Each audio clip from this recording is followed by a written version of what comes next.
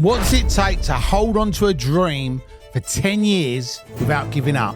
This week on the Tales from the Trap podcast, I'm joined by the man who brought the entire film to life, air director Monte. Now, Monte is an Iraqi filmmaker who has spent years developing his craft through commercials, short films, and music videos. But throughout that journey, there was always one ambition driving him forward: to direct his first ever feature film. For almost a decade, he found himself on the cusp of making it happen. The opportunity always came close, but never quite close enough.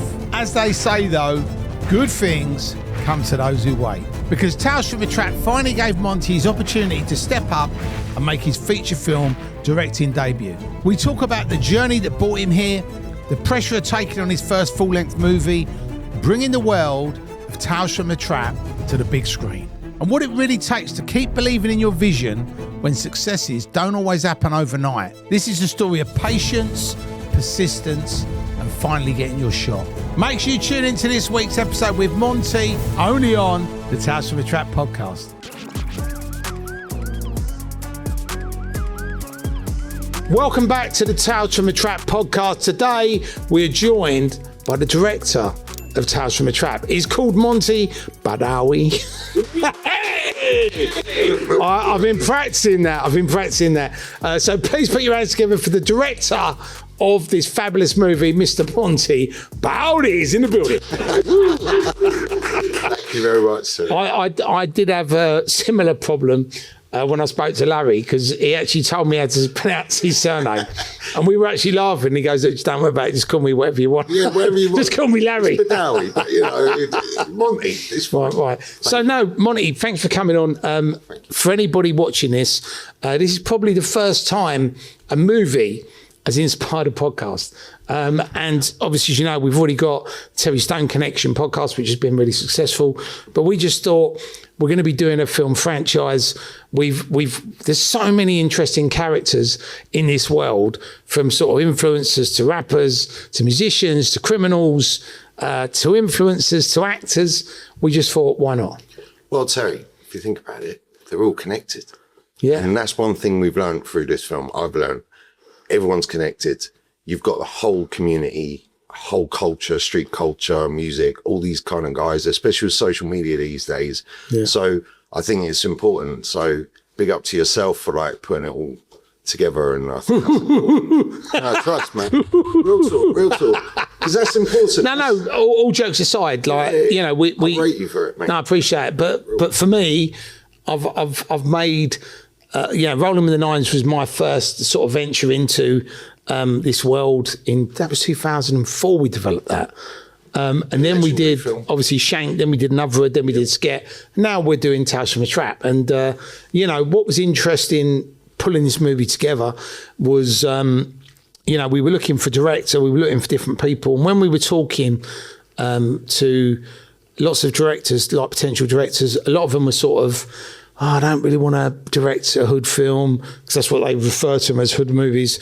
And it's not really a hood movie. I mean, Top Boy's not a hood TV show. It's a TV show about, people that live on a council estate. Do you know what I mean? It's not really a hood anything. But people tend to sort of tie these things with brushes. And I think because there's violence in the film, because there's obviously murders and there's, drugs and bitches, and it's just, it's the world, right? So I think people have got were a little bit sort of, I don't really know if I want to direct it because I don't want to be glamorising it, but I don't think the film in any way glamorises that life. I think if anything, it shines a light on it, and people watch it and go, if I want to go down that road, well, I probably will end up in jail or dead. So I don't think there's anything glamorous about that. I don't think there's anything glamorous. I think unless you recognise that world and see the good and bad in it, and obviously there's people that are not involved in drugs and, crimes or anything, but they are still committing crimes. So when you have a demographic of these kind of youth culture, you need to be kind of related to it. And my past came from that kind of genre, and, without criminalities or anything like that, but it's kind of more just survival. So the way I see it is these kids that are causing madness, it's always down to one thing usually, and that's like money. And some of these kids, they're hustling, they're doing their thing. But I understand one thing, you know, there's a lot of these kids helping their families out. Right. Because times are hard, and they have been hard. And what was interesting for me is when you talk to a lot of people is, they've come from broken homes. They've come from one-parent families. And, if you're on a council estate and, you've got a mum who's out working because she's got to put food on the table and you haven't got a father figure there, and you're wandering around the estate with no money, and you see a guy pull up in a BM and he's got a nice watch on and he's got a few girls with him, you automatically go, I want to be that guy. Yeah. Even though what he's doing is wrong, you look at it, well, that's my way out, or that's how I can have a better life, or that's how I can actually go, my mum, there's some food. Do you know what I mean? I know it sounds fucked up, but that's the reality. But the thing is, the reality is, by having this project, this film, Tales from the Trap, is massive, because the people that we got on board, this is an escape from, with all love and respect to them, it is an escape. It's an opportunity. Now that is something that is lacking in today's world for these kids in these kind of council estates. Terry, some of them are not even from council estates. They might be from good homes, but it's certain backgrounds, that certain things that stop them. Right. So they do get involved. Now, kids are kids. I don't think there's a bad kid personally. Right. I think it's where you put them in the environment. The environment is key. Right. And unfortunately, I think a lot of these kids with, youth clubs getting closed down and stuff like that, lack of funding for these kids and opportunities. What we've done, and I'm really proud of it, is give an opportunity to certain kids that would have found it hard to get into a film like this. Like for myself as well, that I had to fight for this spot. And that's why I'm really grateful that when we did sit down, that the ideas were just kind of matched and we kind of jammed. Well, so I think when we were looking for director for the film, you was the only one who said they do it. No, I'm joking. Probably, no, I'm joking. But no, all jokes aside, we wanted somebody that was passionate about it, that understood the world, and that was going to absolutely deliver something that was, decent. Do you know what I mean? And I think looking at your previous work, Monty, and a lot of people watching this may not know your previous work, but, you've done music videos, you've done adverts, you've done short films. And what I saw when I looked at your previous work is I just thought, this guy's got something different. Do you know what I mean? And I think that when you're doing a film, you always need to be looking at how can we do something different? Because if it's just the same old thing, the same old director and the same old people, it is just, it's another one of them films, So I think doing what we've done with this film, collaborating on it, getting the right people in it. I mean, we had a few people. I mean, we should actually talk about some of the fucking nonsense that happened on the film. And for anybody watching or listening to this podcast, you'll probably go, filmmaking's an amazing process. People come on a film set and they have nice food and they film every day and they go home and it's like a harmony. It's like a big family. And the reality is, like on this film, I genuinely thought, I probably, if I'd actually go out on a tangent and say I could have physically killed some people on this film because there was things like, I think the week before we were filming, we had an actress basically just drop out of the blue, just went, I've got a job now, so I can't be in your film. So I was like, okay, we'll recast that. And then the guy that was going to be playing the lead, arms broken, legs broken, can't be in the film. And I'm like, well, replacing her is not too difficult, but replacing a rapper that can act, that's that age. A two-time Mobo nominee as well. That's actually going to turn up and be reliable. Because if you work with any music artists, it doesn't matter if they're rappers, if it's Adele, right? Yeah. Most of these people turn up late. Most of them aren't very good at timekeeping. And I was actually thinking, fucking hell, how are we going to find someone that's reliable? That will want to sit on a film set for 4 or 5 weeks, because it's giving up your life as well. It's not just being in a movie. It's like you've got to fucking learn your lines, you've got to perform, you've got to be on set for fucking 12 hours. It's a lot of work. It's difficult. And, that's where it doesn't matter how big your crew is. And this is why I coming from a guerrilla filmmaking background where we had to make it happen, to all of a sudden having a crew was difficult because there's so much going on to make sure that everything is right. And, you know, I just want to say a big shout out to the crew because everyone did work hard and we all had to bring in together. But for the actors, especially when they, you know, yourself, Terry, you're an accomplished actor, right? And I love that. I'm an accomplished actor. Oh, absolutely. Iconic. There's only the best years to come, 100%. But these kids, you know, it was their first time on set. Right. So. But they also needed you to put your arm around them, and they needed a bit of reassurance. And, you know, Fumes has been on the podcast, and we were chatting, and he said, you know, there was a scene, and he mentioned it again. And I said, but you were great in that. And he went, yeah, but he said, I didn't think I was great. And I said, the problem is, I said, you'll watch it in the cinema and you'll go, that's the fucking scene. And then one will be going, what are you talking about? It's great. But I think essentially, when you're a perfectionist, if you don't feel like it's perfect, then it bugs you. And it doesn't matter if everyone tells you it's the best thing since sliced bread. Absolutely. It bugs you. But you know, those two things happened the week before. Wow. And that did make me, and then luckily, you know, there is a God. Right? There is a God. Everything happens for a reason. We learned that on this. Well, I think whenever I hear that saying, I always go, it is one of them sayings where it's like a get out of jail saying, but when things go fucking pear-shaped, it's like, oh yeah, it's happened for a reason. No, but it is. At the time, but it is. At the time, it's like, you know, because the thing for me is, you know, I know for you, you're obviously directing it. It's your feature debut, so you want it to be perfect. But for us, we've been working for 2 years. So like a week before the film, you lose two of the main actors.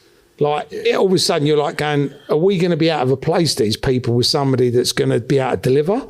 Or is this now going to fuck the film up because we haven't got, and if it's just a fucking bloke walking on the set saying hello and going away, who gives a fuck? But when it's somebody that's playing the lead, it's just like, this is the beauty of Tales from the Track.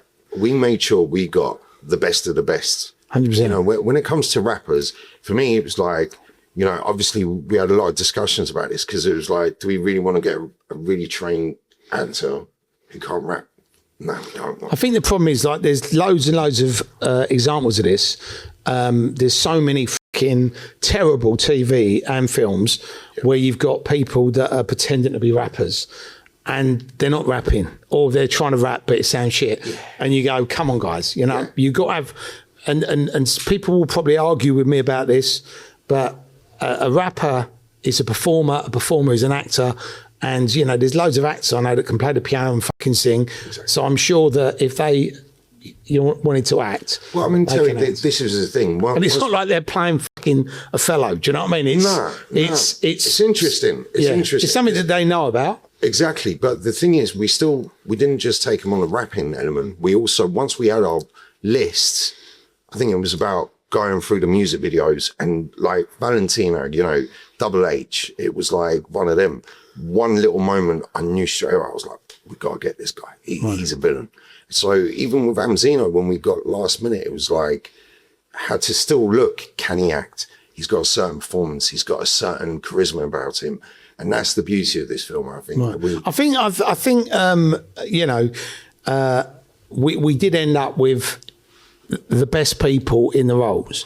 I don't think there could have been anybody better. And, you know, we even had Daniela Westbrook on that weekend where she was playing the gangster granny, and we had like the press lined up. Everything was going to be great. And then on Saturday, she got rushed to hospital. So it was like, well, you know, I might not be around on Monday. It's like, well, how am I going to find a replacement on Saturday? Because none of the agencies were open. And I must have spent all fucking weekend ringing everybody, can you get me a number? Messaging people on Instagram I don't know, saying, do you want to be in a film? And literally driving everyone mad. And then out of the blue, Kim Tiddy pops up. Kim Tiddy, I mean, come on. How good was she? You know, I think the night before or something, this is an independent film, okay? What she did and the way she performed her role, I was really proud of her. Like, she smashed it. I thought. She looked fucking horrible. You know, when you see someone and you think, fuck me, I wouldn't want to fucking get a right hand off her. She had that thing about her, didn't she? Know, respect to Daniela Westbrook. We wanted to give her that opportunity to really get back out there. But hey, things happen. That's I think what we did with this film is against we were thrown like when people sort of say you feel like you're being attacked every day. It did feel a bit like that throughout the film. Yeah. But when we got through the end of it, I look back on it, and the funny thing is, I actually said to Richard, who for anybody who doesn't know, Richard is my co-producer, my business partner, and I actually said to him, I said, fuck me, I said, that was painful making that film. He said, every film we make is the same. He said, independent filmmaking is never pleasurable because you haven't got enough money, you haven't got enough time, and people do fuck you about because you're not paying them massive money. So if something better comes on, they go, see you later. Yeah, and that's the sad truth. The sad truth. But then that's where I think like playing the director role is really important, because it's not just a creative element. It's also having that connections with certain people, like the actors. I felt like I really connected with those guys, all of them, and girls, like all of them. And I really felt that's important. Now with the crew, that was tricky because it was my debut feature, and I loved working with the big crew, and, there was a lot of characters there, but unfortunately, there were people that had to go to other jobs, and so it was like, it must be stressful for you guys. Well, I think unfortunately, respect to you guys, sorry to interrupt, but respect to you guys for like making it easier, because as a director with that, magnitude of a film, which is low budget, but it's still so much to sort of think about and do. Like, you guys really kind of covered a lot of the problems. I think they call independent film producers professional shit shovelers. Seriously, Terry, seriously. We clear up all the night shit. Before, when Kim Teddy came through, it was like, wow, she's a British, like, iconic, like, soap actress. She's done a lot of great things. 100%. It was great to have her. And do you know what? If we'd have had more time, we could have had someone like Layla Morse playing that. Do you know what I mean? Potentially, but the thing is, but the character she played, the gangster granny, was just like, wow. It was brilliant. It's like, I mean, there is so many. The good thing about this film is there's a bit of humour in it. There's a little bit of darkness in it. There's a lot of violence in it. There's some great music in it. But what I love is the characters. I think there's some great characters in this film. 100%. 100%. And we've got some real legends in there. Yeah. Like when you're talking about Vass Blackwood, like, come on. Vass Blackwood. And his son, father and son. Yeah, which absolutely. is epic. Absolutely. And, things like that. It's brilliant. When we've got yourself as well, we've got Vass Blackwood, Kim Teddy. I mean, these are great names to. I think having Eddie Hall as well. Eddie Hall, Adam Deacon, BAFTA award winner. These kind of people that have come on board. Right. It's been a pleasure, and I think I really hope that everyone kind of really left that set with a good positive vibe, because I felt that. And everybody because since we started doing this podcast, I've been talking to lots and lots of the people that are in the movie, right? And I've been like, we're doing a podcast. Oh, great, I'd love to come on. Only one person has said, I can't come on, but we're working on her. But the irony is, like, everyone's so excited about it, and we haven't really started promoting it yet. And a lot of people said to me, "Why haven't you started promoting?" I said, "Because we haven't finished it. Got to finish the film and then sell it, and then we can start promoting it." We pushed boundaries on there, 100%, without trying to be all promo, but we did. There was like elements of language. Like, the hood of London is, and most of UK now, it's not black and white. Right. It's not. It's so multicultural, especially in London. So we've kind of not just brought the elements of language and culture. It's there's a lot more to it, and adding like a Valentino, like double H on there is I think adding extra ingredients. But then you've got Amzino. But then we did lose our original lead character, but we managed to bring him in the film as well. Yeah, so to put it out there, Duppy was going to play Slick. He's the one who got injured, but he's still in the movie. I mean, that was massive, Terry, and I loved you guys for that, because I was like, I felt for him, because anyone out there, just don't play basketball 2 weeks before a big break. Just don't do it. I mean, a week before, I don't know what brought him to do it, but we managed to, get him on board. I felt like sometimes the film industry can be really cruel, and it's understandable because things have to move forward. People always make me laugh, like if they're busy or if they like get injured or whatever, they're like, oh, can't you just put the film back for a few weeks? Yeah, no, you can't. Unfortunately not, because we've got everybody working on the film and everyone wants to make it. But that's the beauty of this film. We still managed to get Duppy, you know, 2-time Mobile Award. Lovely guy, lovely character. I felt so sorry for him. For me, you know, it was like I had to think about, he wasn't just an artist, he's a human being and he's a young guy. Wow. So sometimes you got to consider this mental health of his and think, you know what, he deserves to be in this film. So I was really proud when we were able to kind of get him in there. So talking about, you know, what you want to do next, Monty, what's your sort of goals now? Because obviously the film come out, and then have you got anything else lined up or anything else you're working on? Well, hopefully it'll be another feature film. I feel like there's so much more that we could do. I learned a lot of lessons on it, but I feel like I had the right team, the right producers around me, and that's important. So I can't wait for the next project. It's going to be, I'm open to kind of really like reading through some scripts and really kind of channeling a lot of the culture if possible, you know, because I really enjoyed this, because I understand people want to always elevate, but at the end of the day, you need to represent and never forget where you're from and who you are. So have you seen Brokeback Mountain? Unfortunately, I was not able to watch it. Right, okay. But it's on my list somewhere. Okay, right, okay. So that film inspired our next movie. So I was thinking of doing a film about these two stockbrokers. Okay. That are in the city. See, that's the thing. I'm really bad with numbers. Right. You know, so maybe. No, but I haven't finished yet. Let me pitch it to you and you can tell me whether you want to do it or not. So there's these two stockbrokers. Okay. They're in the city. There's a massive financial crash like Lehman Brothers, right? Yeah. So they're unemployed. They come out. They've got nowhere to go. And they've got no house. They've lost all their money. So they move into a cardboard box together. And they fall in love. And that's basically the movie. That's beautiful then. That's inspiring if you think about it. What do you think about it? I mean, do you think it's got legs or not? Well, I think if you think about it, they've lost everything. But they found each other. They found each other. Now, what is wealth? You know, what is wealth? Is wealth having all the money in the world that you can't do much with, or is wealth walking home with 2 kids and, you know, and a wife? That's true wealth, man. Yeah. So, all living in a cardboard box. All living in a cardboard box, and hey, if they and you could have that song. You could have that song, "Living in a Box," living in a cardboard box. Absolutely. I mean, I've done a lot of thought thinking about this, but would you be up for directing it? Well, potentially, Terry. You know, obviously, I have to. We've got to find the brokers yet, but I just thought it's a low budget film, cardboard box. I mean, it's or. I have a question for you. What about the sequel for Tales from the Truck? What's going on? Do you know what? I think that will be epic. And we're already thinking about developing that, because I think when you look at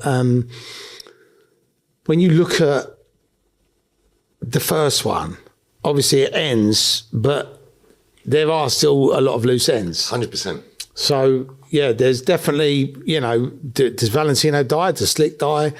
Do they live? Does, you know, Fumes live? Does Fumes die? What happens to Blazing? You know, there's all these questions. Like at the end of the film, you're sitting there going, Ash Barber as well. This is a great film, but there's more. Do you know what I mean? So I definitely think that the way we've developed it and made it is definitely 100% open for a sequel or a prequel. 100%. Absolutely. I mean, look, especially working with the characters, the actors. Right. You know, we had a lot of Top Boy, but a lot of British, you know, iconic actors, man, in there, and it, you know, Eddie Halls, and then you've got Ash Barber in there. Like for me, Shane Romulus. I mean, the good thing is we had some amazing actors. Yeah. From Top Boy, we had some amazing actors from, you know, Kidulthood and Adulthood and, you know, Shank and Rolling with the Nines. I mean, we did really have, and I think that's what makes a film iconic, because you've got a mixture of the music artists. Yep. You've got a few reality stars in there that have popped up for a day. And the irony is, like Olivia Hawkins, who was the Love Island gal, Like lots of people, I didn't even know, but she went to drama school. She was in the West End doing theatre shows. And when her agent went, you should get her in the film, I was like, yeah, but having a girl from Love Island popping up and can she act? It was like, she's classically trained. Yeah. So when she come on the set and she performed, I was like, no one's going to watch it and go, why have you got the girl from Love Island? And you can see because she's such a great actress. I mean, Terry, this is the whole beauty I love about directing is that communication with the actors. So when you meet certain actors, and obviously I was the same, I was like, oh, Love Island, can she act? I was really, The problem is unless you actually have a conversation with her, meet her, yeah. Someone can tell you that she's amazing, but you need to see it for yourself. Yeah, right? well, you need to be a comedian. So with her, it was like understanding that she was classically trained, so it was brilliant. It was like Richard Ackendeny, who plays T. He's great. Shakespearean actor, man. This was important. And he did it on me, though, because he kept walking around with that skull going, to be or not to be. That is a question. Yeah, well, that was annoying. That did he was annoy reciting a lot of stuff backstage, bless him. Yeah, but he was great. But all jokes aside, he was great. We put him in there for the balance because we had 3 rappers, and amongst, well, I say 3 rappers, Blazing, I mean, come on, man, she's like a little musical genius, they all are. But to balance Richard Ackendeny in there was a really important factor. And I think we made sure we did that, and we did that correctly. Yeah. So with him, dealing with him, but dealing with Amzino or, whoever, it could have been Fumes, even like Fumes, I respect Fumes for all the work that he has done to the British culture. So, he didn't know who I was, but there was a few moments during that shoot that we kind of collaborated and we locked in. It was the same with Don, Slick's brother. We kind of, there was a few things said, but then we clicked and he knew that he was trying to demand him. To be real, like it was. So you're not Monty, you're the man then when you're on set. Well, it's just like sometimes that's the thing. But he knew, Terry, and I say this with utmost respect. A lot of these directors that do get the opportunities to do this, they don't know much about that world. Then I say that with utmost respect. You might move there, but you haven't walked in the shoes of that, and until you understand that, then what I'm saying, it comes out to be. And I suppose that's probably why you was best qualified to direct the film, because you know the world so well. Absolutely, but the thing is, it's like, just to put it out there, Monty's killed 7 people and he's not gone to jail yet. Born in Baghdad, so it's just understanding and knowing that culture of, because it's like, growing up, you have to survive. Don't matter what. Right. It's whether your skin color or how you look or what you want to wear these days, or if you want to wear lipstick or not. It doesn't matter. You're always going to have hassle. I've got to say though, that was a bit weird when you come on set with a lipstick. That was a bit odd. Well, I tried. Off-putting, and you kept coming up behind me going, Terry, and you were sort of, but you kept sort of like doing this thing. You were doing this weird thing. You were kind of going, Terry. Well, yeah. But the thing is, Terry, but the thing is, you are a method actor. I am. So it helped my performance. It helped my performance. Well, I appreciate the lipstick. No, definitely. Can you just not do it again? But this is what, I'll refrain from, I'll change the colour, maybe. But, like, seriously, as a method actor as well, and working with you as well, that was interesting. And that was different to working with Olivia. And this was the beauty of this film. And even with Eddie Hall and, man, Fraser Clark, we had even an Olympian who's never acted in his life, but to get that connection with him is important. And he was great. I mean, he loved it. I've known Fraser for years, and he's always said to me, "Till, when you're going to put me in one of your fucking movies?" 100%. And I said, "We don't normally have people from Birmingham in our films." Yeah. But I was winding him up. Do you know what I mean? Well, absolutely. And then I said, "Look, we got a part for a Brummie, mate," and he was like, "Sweet." So he's probably going on Peaky Blinders now. I believe. I hope. But he was fantastic. M.R. There's so many names that, honestly, like, it was really interesting. And obviously there's a lot of politics going on in the film industry and all that. And I try not to, like, kind of stick to that. But there was a lot of actors that I never thought I would work with straight away. And one of them was Adam Deacon, and that was like a last minute thing where we lost another actor or something. And next thing you know, it was. I mean, the annoying thing is, and for any actors or any artists that are watching this podcast or listening to this podcast, when you commit to something, do not fucking let people down, because That's why I have no hair. Because it's all fell out. It went grey and then it fell out. Right. Because you know, when people go, oh, I've got something else on, or I can't do it, or you know, I've hurt my leg or whatever, it does spin everything into, it causes chaos. Because, you know, and the thing is, you know, for me, I try and keep everything calm, and I have to have everything calm, because if it's not calm, then mistakes get made. So, you know, and I didn't even think Adam would do it. I thought he would have just gone, no. He's one of them, man. But he just went, listen, I ain't worked with you for years. You know, I don't mind doing a little cameo in the film if it helps you out. Yeah. No, and I just thought, you know, that is actually, you know, he went up in my estimations, because I just thought, you know, he could have gone, no, fuck off. Yeah, he could have absolutely. done. And you know, when you got characters like Adam Deacon, not characters, human beings, actors like Adam Deacon, and I know he has a lot of battles. I'll tell you what though, he did have a laugh on the set. I don't know if you saw, he was walking around with a samurai sword. Do you know what? Honestly, which was funny, because I said to him, I said, "Can you do some stuff with a samurai sword?" And he was like, "Yeah, no problem." So he embraced it all, tongue in cheek, you know. So even when he's having a joint, and I remember Terry, like, you know, like there was little things on set where it was like, we started jamming ideas when it was like, oh, what do you think about this? And I was like, well, yeah, let's try that. Let's really go for that. And that was refreshing. Right. And for someone like that, I really noticed his talents. Like, forget the politics. I don't give a shit about politics. I hate politics. But I do hope that he focuses more on his acting. Right. You're not a fan of Keir Starmer then? Keir Starmer, I just don't like politics, man. I'm still waiting. I'm waiting for you to. I'm still waiting to see if they've released the sausages, because you know when he was on telly saying about releasing the sausages, I want to know if they've ever released those fucking sausages. Well, you never know, mate. Well, they might have been released, but we haven't been told about it. We'll never know. But you know, these kind of guys, like you've got these like amazing actors. Like, I'm really proud that we got a lot of these people in. Yeah, really proud of it. And I hope there'll be a lot more in the future. 100%. Do you know what I mean? Because now we've put a little stamp. Like, you know, you've even got like the old hood films, right? From, you know, the adulthood days, and you know, these are big films, and these are the films that inspired me to get here. Right. So, you know, I just hope like now that we are kind of at that point. And what was the inspiration for you, Monty? What made you want to be a director?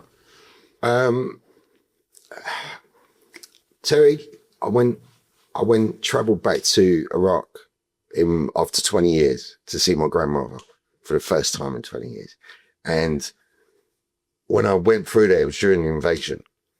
And I was thinking about doing law. And before that, and I went to Baghdad and all the American soldiers, all that. And I came back and I was like, I had an interview for this like film thing. And I was like, I need to tell a story, man. You know, so I was like, I just want to have a voice for the voiceless. Because I was like, I'm going back to London, you know, after leaving here for 20 years, and I'm going back to London. I'm so grateful. You know, over there, a lot of people were stuck there during the time. So it was like, it was a bit of gratitude, man. It was something that was calling. I've always loved films, like, you know, from a young age when London used to be a little bit safer, that I felt, you know, walking into Whiteley's and watching the cinemas there, and it was a cinema. It was a big, like, escape for myself and my family coming from war and everything in the 80s. So, films has always been a part of me. And so it's great to hear how you actually got into directing, because it's, you know, I always wonder why people do what they do. Yeah. But there was a personal sort of family thing that led you into that world. Well, I mean, Terry, I was freelancing in Qatar at the time. And one of my cousins, she was putting out a washing, got murdered, whatever, without going into it. But it inspired me to write my first short film, Senseless. And I was lucky enough to be over there. So I wrote it and then went to Jordan to shoot it, which was an amazing experience. And that really made me realize that, you know what, I really want to direct. So that was in 2009, man. So since then, when I came back, it's just been shooting everything, really going for it. And and 2026 is the year you have your movie debut. Well, I'll never forget when, you know, Monte Terry Stone, that was the game changer. So, my brother, honestly. No, Monty, I appreciate you. I appreciate all your hard work on the film. And I can't wait for all the listeners and viewers. They've heard the lowdown, the experiences, the trials, the tribulations on the podcast, but they'll be able to watch the movie this year. So look out for that. Well, it's Tales of the Trap. It's for the man them, made by the real man them. I love that. It's full of man them, made by the man them. 100%, and that's where I think. But it's also for the man women as well, and also and the gay if there's no, you know, it's not just for people in the hood. No. Yeah, anybody can watch it. No. I mean, you know, and that's the beauty of Tales of the Trap, because you've got like it's for everyone. You've got North African culture, you've got Middle Eastern culture, you've got African, British culture, British, white, everything. black, and that was a big thing great for me as well, because I wanted to embrace the British culture at the same time. Yeah. And I remember having a conversation with yourself and Richard and saying, listen, I still want to embrace the British culture here, because for me, it's not about colour or anything like that. It's about, listen, we live on this rock, we live on this land, you know, let's make everything better. You know what I'm saying? Let's make Britain great again.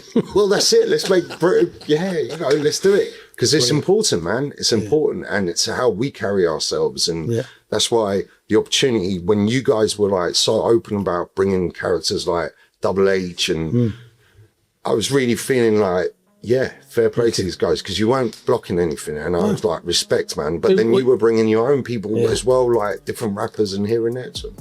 It was a great collaboration, baby. It was a great collaboration. I hope we could do it together. 100%. Without kind of thank you, mate.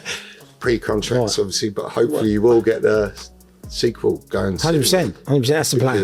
Because it's not just London, Terry. I know. It's the world. Man, the world's a big place. You know, it is, and that's important. And it's credit to you and like pushing the street culture out there, because, you know, the Americans will relate to this, you know, the whole of European culture will relate to this. You know, when you've got the French cinema, Germans, you know, most of European, they embrace this kind of culture. And you see it on Netflix with their TV series. So I think what we're doing in Britain is first of a kind, man, because no one can touch that. You know? I appreciate you coming on, Monty. I appreciate you. Thank you so much, brother. Thanks so much for tuning in to the Tales from the Trap podcast. Monty, the director of Tales from the Trap, what an absolute legend. Thank you so much for tuning in. Thank you for liking. Thank you for subscribing. And we'll see you next week with an amazing guest. And we'll see you on the other side.